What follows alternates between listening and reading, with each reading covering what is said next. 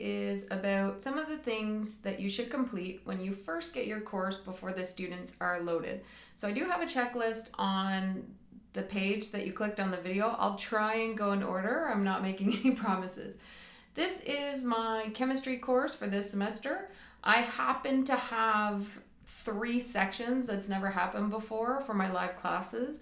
So I've posted all the different live meetings, and then I've just given each section a name, and I'll refer to those sections as I go through in the announcements.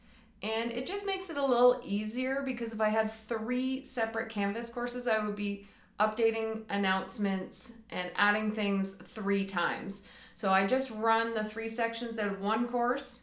You may only have 1 section, and then I update the one course talking to each of the sections. So as you can see, I don't have the exam information yet or the important dates, which that will be the last day to submit assignments, and I'll add that in as soon as we've received it. And I have already scheduled my first meeting, so that's why it's showing on the calendar right now. So I just happen to have a checklist for students. It's up to you if you want to add that or any kind of cool videos. And I encourage them to work through this checklist soon as they get to the course. I have also posted an announcement for them. And I did make a little video. I told them when the first class was going to be, the introductory class. And I've encouraged them to watch the video so that they know what to work through in the actual module. So now let's move over to modules. This week, in your first week, it's just an introduction for the students. You should go over any course expectations, when live lessons are. Don't assume that all of the students are tech savvy, even though this is an online class. So I really walk everyone through it. I kind of handhold to make sure that we're all on the same page throughout the semester.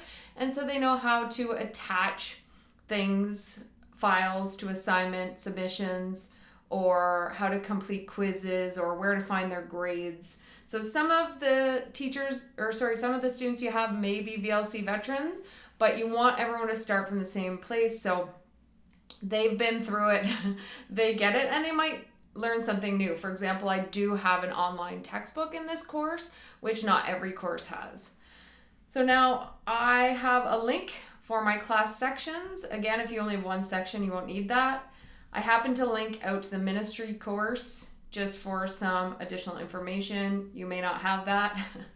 And then I actually put my syllabus here, and I hide my syllabus. It's really up to you.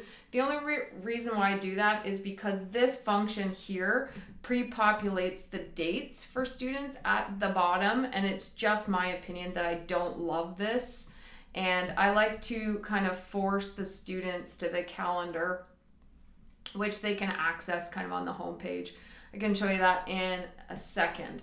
So back to the modules, I've got my syllabus. I want them to go through in order, and you actually can set it up so that they have to. I find it a bit of a pain, and these happen to be grade 11s, so I would assume that they're reading it. If not, I can also check to see if they're reading it under student tracking.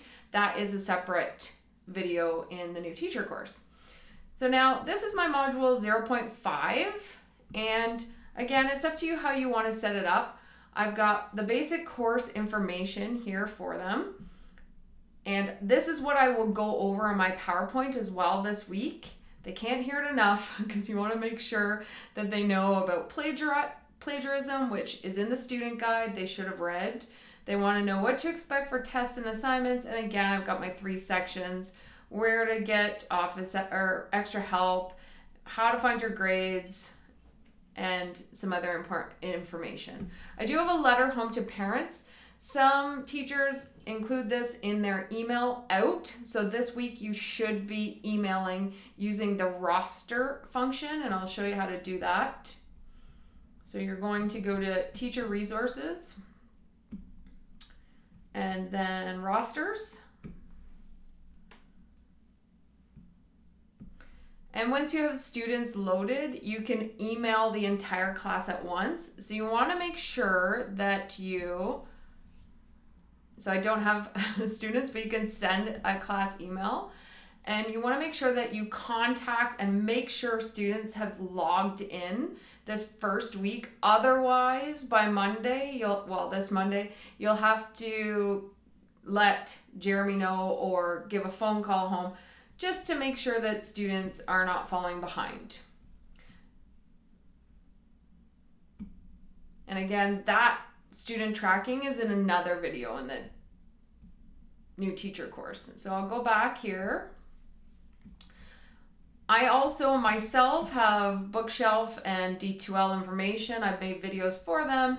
And again, if you don't have Bookshelf, this won't apply to you, but I collect their username and passwords in case they forget it.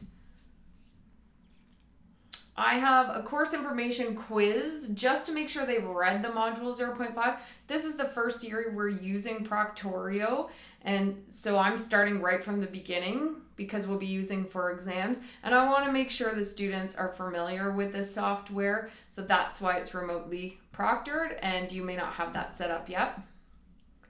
And then in this particular course, I have a would you rather discussion as an icebreaker.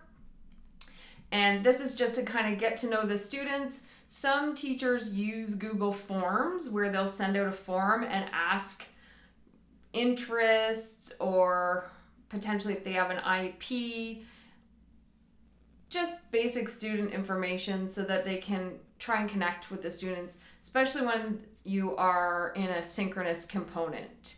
Also, if they have an IEP, it will show up under the roster and it'll have a little kind of special requirements tab for that particular student.